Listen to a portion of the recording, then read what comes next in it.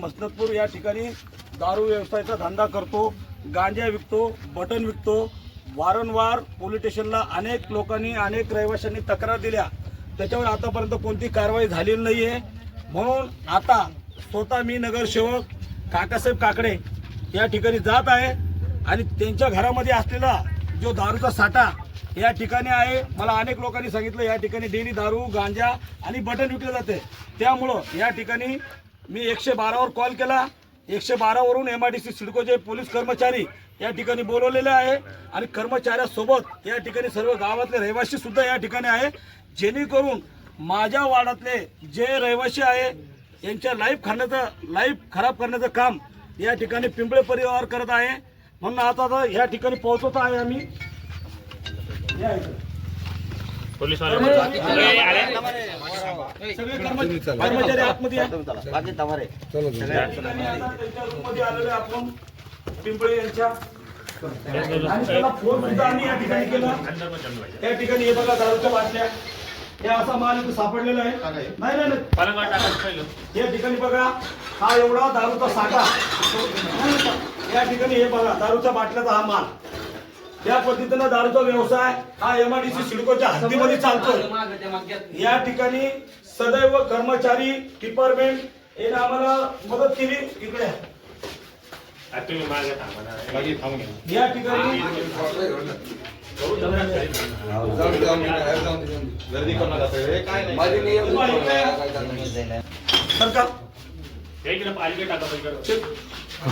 या अशा पद्धतीने खाली या दारूच्या बाटल्या इथे आहे, या दारूच्या बाटल्या इकडे एक जण या पद्धतीने आज संपूर्ण औरंगाबाद शहराला दाखवायचं आहे की या ठिकाणी कसा दारूचा व्यवसाय चालू आहे।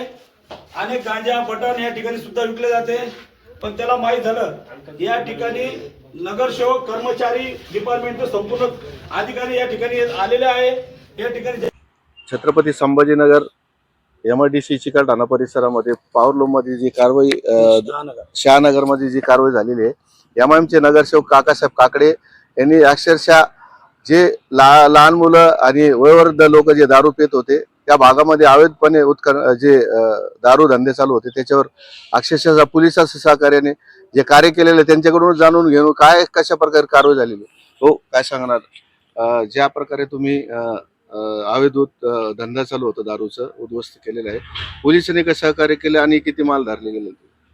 सर्वात प्रथम मी न्यूजचा धन्यवाद करेल, जेणेकरून मी 26 जानेवारी या दिवशी ध्वजारोहणाचा कार्यक्रम होता आणि त्या दिवशी डॉक्टर बाबासाहेब आंबेडकर यांचं संविधान हे संपूर्ण कंप्लीट झालं आणि भारतामध्ये ते अंमलात आणलं।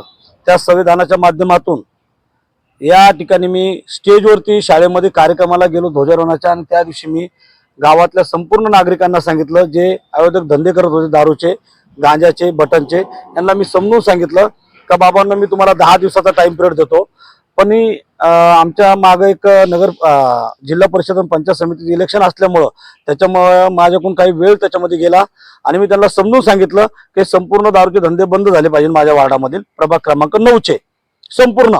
मग ते हिनानगर असेल, पटेल नगर असेल, सावित्रीनगर असेल, शहानगर असेल, मसनतपूर असेल, पार्लोम असेल, उत्तरानगरी असेल, बिरजवाडी असेल, राजेंद्र नगर असेल, आनंद गाडे नगर, नारेगाव, मिसरवाडी आणि आरती नगर।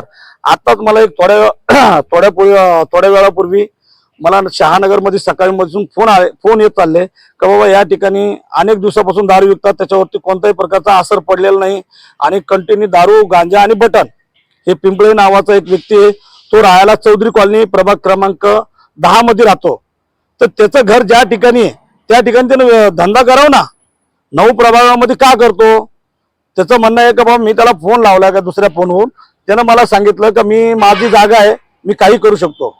तर मला आयुक्त साहेबांना हे सांगायचं, मनपा आयुक्त साहेबांना, मनपा आयुक्त साहेब जी श्रीकांत साहेब, आपल्याला एक विनंती आहे, आपण काही दिवसापूर्वी एक औरंगाबाद शहरामध्ये एक अशा प्रकारचा एक ताफा काढला होता आणि संपूर्ण औरंगाबाद शहराला आकर्षित केलं होतं आणि तुम्ही सांगितलं होतं जो कोणी घरामध्ये गौ हत्या करल, गौ हत्याचं मटण विकल, याच्या घरावरती बुलडोजर चालवल्या जाईल। म्हणून मला हे सांगायचं आयुक्त साहेबांना, CP साहेबांना, DCP साहेबांना, ACP साहेबांना आणि खास करून MIDC सिडको पोलीस स्टेशनच्या PI साहेबांना, प्रभाग क्रमांक 9 मध्ये जर अशा पद्धतीने जर समजा दारूचा, गांजाचा, बटनचा मी तुम्हाला निदर्शनात आणून देईल मी स्वतः तिथं जाऊन मी आज स्वतः जाऊन कारवाई केली आणि पोलीस स्टेशनच्या पोलिसांना ते दिसत नाही. मग याच्या मागचं आपलं प्लॅनिंग काय? तर असं पण कळालं का लहान मुलं पण दारू पित होते. लहान मुलं असतील, त्यानंतर वयस्कर लोक असतील, जे आताच 10वी पास झालेले मुलं, या 11वीला आहे, 12वीला आहे, या कोणी ग्रॅज्युएशन कंप्लीट झालं, कंपनीत न जाता ते शेवटला सकाळी उठतात, दारूच्या धंद्यावर जाऊन बसतात, दारू पितात. त्या ठिकाणी दारूवाला त्यांना काहीतरी पाणी आणायला लावतो, त्या ठिकाणी त्यांना काहीतरी गांजा आणि चिलम दिल्या जाते, त्याची नशा करून ते लेकरं अक्षरशः वेडे झालेले गावामध्ये त्यांच्या आई वडिलाला सुद्धा झगडे करतात.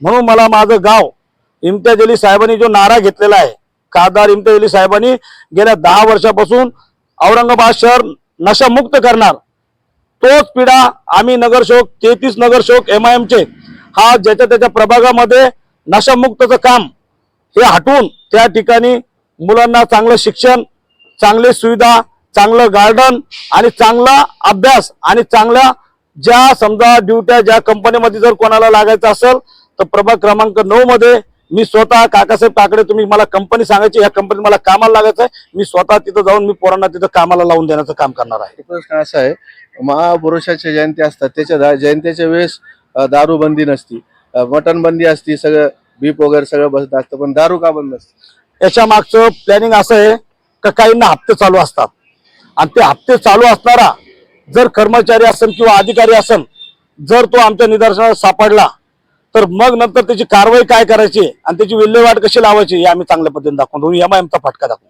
आता हे प्रभाग 9 मध्ये दारूचे बरेच अनेक ठिकाणी दारूचे धंदे चालू आहे असं नागरिकाची तक्रार आहे. आम्हाला हे पहिला काम तुमचं आज सक्सेस झालं तुम्हाला वाटतं? आज प्रभाग क्रमांक 9 शहानगर मध्ये 3 ठिकाणी दारूची रेड मारली, त्या ठिकाणचे 2 ठिकाणचे मला कार्यकर्ते आढळले आणि 3रा कार्यकर्ता हा पळून गेला.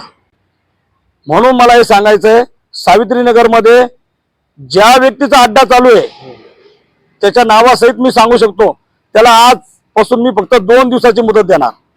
2 दिवसामध्ये जर सावित्रीनगरचा अड्डा त्यानं स्वतःहून बंद केला नाही, मला हे सुद्धा माहिती आहे तो दारू विकतो, गांजा विकतो, बटन विकतो, नशाचे पदार्थ विकतो. तुम्ही पोलीस प्रशासनाला सोबत घेणार का? घेणार 100%. पोलीस प्रशासनाला ही फक्त मी पहिले दाखवलंय. आता जर पोलीस प्रशासनानं माझ्या सोबत येऊन ताबडतोब त्याच्या घरावरती जसं आयुक्त साहेबांनी गौ हत्या करणाऱ्या अनेक मुस्लिमांचे घर पाडले, तसे दारूवाल्याचे कागदपत्र चेक करायचे, जर इनलिगल मध्ये त्याचं बांधकाम असेल तर ताबडतोब त्याच्या घरावरती बुलडोजर चालून त्याचं घर बरबाद करायचं. त्याच्यानंतर नारेगाव मध्ये, आनंद नगर मध्ये 3 ठिकाणी दारूचे धंदे, गांजाचे धंदे कोण चालवतंय? MIDC सिडकोची पोलीस चौकी नारेगाव या प्रभागामध्ये आहे. त्या प्रभागातले जे पोलीस चौकीचे जे कर्मचारी आहे आनंद नगर मध्ये जात नाही. याच्या मागचं प्लॅनिंग आपल्याला सोचणं लागल, विचार करणं लागल. त्या कर्मचाऱ्यांना तिथं जायला पाहिजे. जसं आज मी शहानगर मधल्या दारूच्या बाटल्या हा 49 बाटल्या आणि मोठ्याल्या 14 बाटल्या अशा या ठिकाणी MIDC सिडको पोलीस स्टेशनला आपण जमा केलेले आहे. हे होते MIMचे नगरसेवक काकासाहेब काकडे.